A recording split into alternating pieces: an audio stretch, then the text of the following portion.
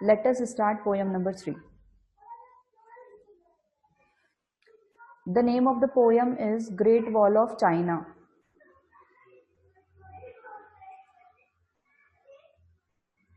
The Great Wall of China. I think all of you have heard about the Great Wall of China. आप में से बहुत सारे लोगों ने Great Wall of China के बारे में सुना होगा. This wall was made to separate the two countries. ये countries के separation के लिए बनी गई थी.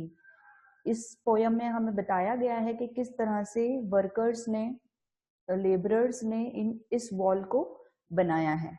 Okay, so the history behind making of this wall is given in this paragraph and then it is poem. Okay, am I audible to you all? If yes, then thumbs up.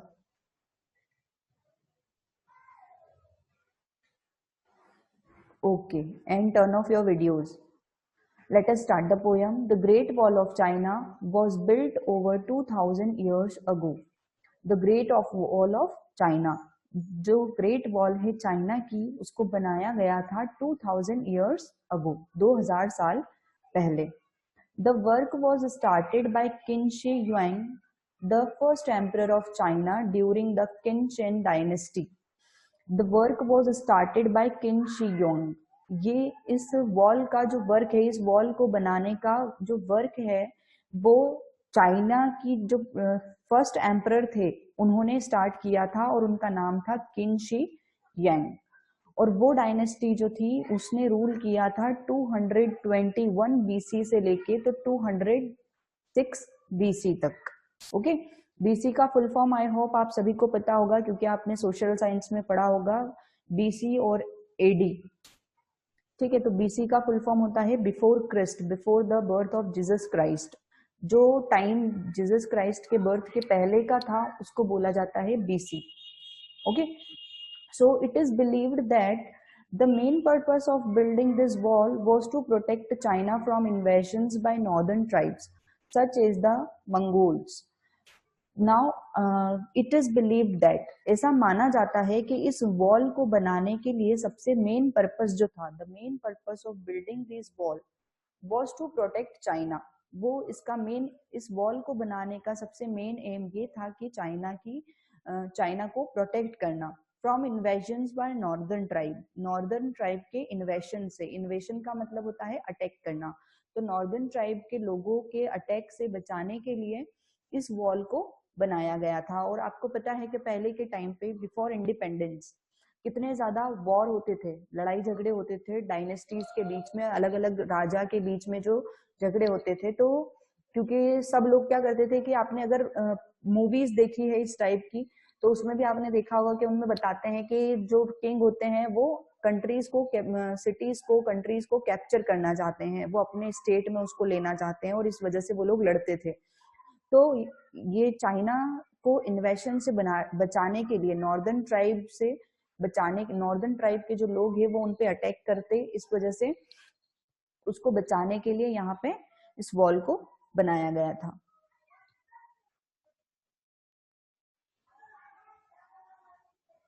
Other defensive works, forts, passes and beacon towers were built along the wall to house soldiers, store grain and weapons and transmit military information. Other defensive works, और ये जब wall बनाई गई तो इस wall में अलग अलग, इसके बीच बीच में अलग अलग चीजें भी बनाई गई थी, इसी के साथ साथ अलग अलग चीजें भी बनाई गई थी, जैसे फोर्ट्स बनाए थे, ठीक है, महल बनाया था, passes and beacon towers. Passes and beacon towers that means कि ये जो टावर आपको दिखाई दे रहा है इसको बोला गया है passes and beacon towers. Were built along the wall to house soldiers. और ये जो टावर्स हैं ये इसलिए बनाए गए थे ताकि सोल्जर्स जो हैं, जो इस वॉल पे तैनात रहते थे, पहरा देते रहते थे, उनके लिए भी हाउसेज हो. दैट मीन्स कि वो अगर रात को सोना चाहे या जब उनकी ड्यूटी नहीं हो या जब आराम करना चाहे तो इन टावर्स के अंदर जाके आराम कर सके. एंड टू स्टोर ग्रेन्स, यहाँ पे ग्रेन को भी, अनाज को भी स्टोर किया जाता था.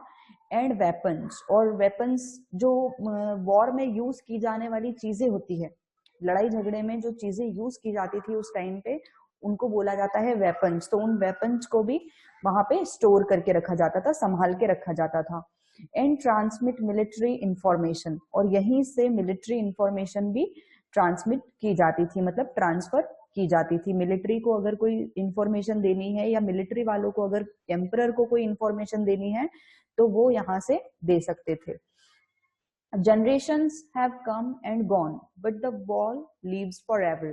Generations have come and gone. बहुत सारी generations आके चली गई है। That means कि जैसे आपके परदादा हुए, आपके दादा हुए, ठीक है। तो क्या बोल सकते हैं कि जनरेशन का मतलब क्या होता है कि अभी हमारी जनरेशन है, इससे पहले वाली जनरेशन जो थी वो हमारे फादर की थी, उससे पहले वाली हमारे दादाजी की। तो ये क्या होती है, जनरेशन होती है। तो इसमें बोला गया है कि बहुत सारी जनरेशन्स आ चुकी है और बहुत सारी आके चली गई है, but the wall leaves for ever. लेकिन ये जो वॉल है ये हमेशा यहीं पे है, ठीक है।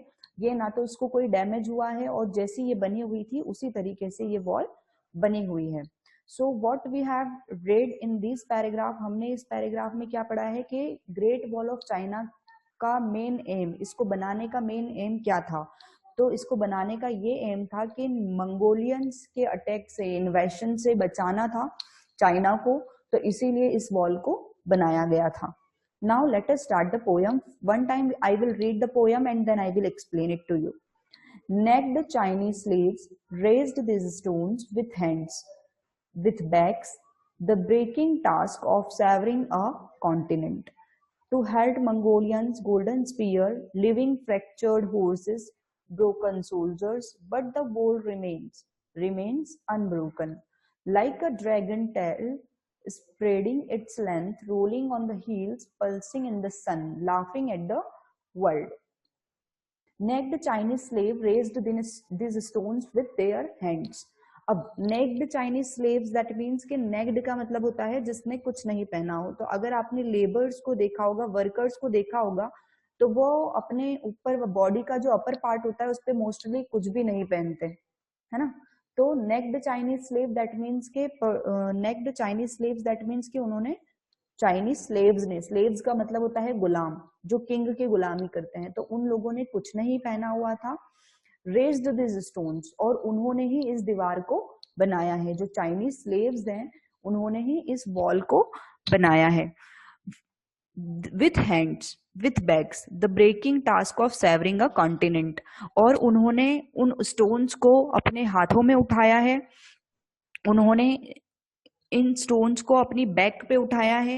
वर्कर्स जो होते हैं ना, वो अपनी बैक पे भी सामान उठाते हैं, हमने देखा है। जैसे अगर हम मंडी में जाएंगे तो वहां पे भी जो काम करने वाले होते हैं वो अपनी बैक पे सामान उठाते हैं। तो वर्कर्स जो नेक्ड चाइनीज स्लेव्स थे, उन्होंने इस वॉल को बनाने के लिए जो चीजें रिक्वायर्ड होती है, जैसे स्टोन्स वगैरह, ब्रिक वगैरह जो रिक्वायर्ड होती है, तो उन्होंने अपने हाथों में लेके उस दीवार को बनाया है, अपनी बैक पे उठा के बनाया है। The breaking task of severing a continent, और ये उनको एक टास्क दिया गया था कि उनको क्या करना है, सेवरिंग अ कॉन्टिनेंट, मतलब कॉन्टिनेंट को डिवाइड करना है। एक वॉल बनानी है जिसकी वजह से दूसरी कंट्रीज के लोग उनकी कंट्रीज में ना आ पाए। To help Mongolians golden spear, living fractured horses, broken soldiers, but the wall remains. To help Mongolians that means to stop Mongolians. उन्होंने इस वॉल को किस लिए बनाया था, मंगोलियंस को अटैक करने से रोकने के लिए। Golden spear, living fractured horses, उनके पास गोल्डन स्पीयर थी। Living fractured horses, broken soldiers, but the wall remains. अब यहाँ पे इस वॉल के यहाँ पे अगर कोई आता भी था अटैक करने के लिए, तो वो सब उनके जो हॉर्सेस होते थे, जिस घोड़ों पे वो आते थे, वो फ्रैक्चर हो जाते हैं, है ना। क्योंकि वो वॉल जो है वो बहुत ही ज्यादा स्ट्रांग बनी हुई है, और अगर कोई अटैक, पहले के टाइम पे अटैक जो किया जाता था उसमें एनिमल्स का यूज किया जाता था, एक जगह से दूसरी जगह पे जाने के लिए, अटैक करने के लिए, युद्ध जो होते थे।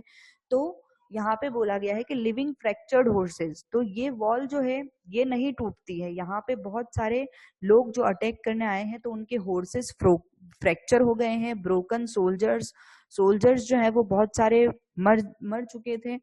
बट द वॉल रिमेन्स, लेकिन वॉल जो है वो वहीं के वहीं खड़ी है। रिमेन्स अनब्रोकन, और वो अनब्रोकन है, अभी तक भी नहीं टूटी है। लाइक अ ड्रैगन टेल, और किसकी तरह दिखाई देती है ये वॉल, ड्रैगन की टेल की तरह। जैसे ड्रैगन की टेल ऐसे लहराती हुई और बहुत ही स्ट्रांग होती है, उस तरह से ये दिखाई देती है। Spreading its length, rolling on the heels, और वो जो है वो अपनी लेंथ को स्प्रेड कर रही है। स्प्रेड दैट मीन्स कि फैली हुई लेंथ है, उसकी जो लंबाई है वो बहुत ही ज्यादा है। रोलिंग ऑन द हील्स, और वो हील्स के ऊपर से जा रही है, ऐसे रोल करते हुए, घूमते हुए, लहराते हुए वो हील्स के ऊपर जा रही है। पल्सिंग इन द सन, और वो सन की तरफ इस तरह से, पल्सिंग का मतलब होता है फुल ऑफ एनर्जी, ओके, और गोइंग ऑन दैट मीन्स कि वो पूरी एनर्जी के साथ उस सन के ऊपर जा रही है। And laughing at the world, और ऐसा लगता है इस वॉल को देख के कि जैसे ये दुनिया वालों के ऊपर, यहाँ के जो ह्यूमन बींग्स हैं उनके ऊपर हंस रही है ये जो वॉल है। और ऐसा इसलिए लगता है क्योंकि बहुत सारे लोग यहाँ पे आ गए हैं, यहाँ मतलब बहुत सारे लोगों ने यहाँ पे अटैक करने की कोशिश की, लेकिन ये वॉल जो है वो इतनी ज्यादा स्ट्रांग है कि या तो उनके हॉर्सेस फ्रैक्चर्ड हो जाते हैं, और जो सोल्जर्स होते हैं वो मरे हुए जाते हैं, क्योंकि ये वॉल इतनी स्ट्रांग है कि यहाँ पे कोई भी नहीं टिक पाता। अंडरस्टूड?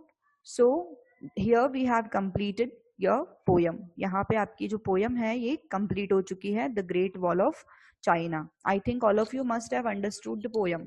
आप सभी को पोयम समझ में आ गई है? If yes then thumbs up.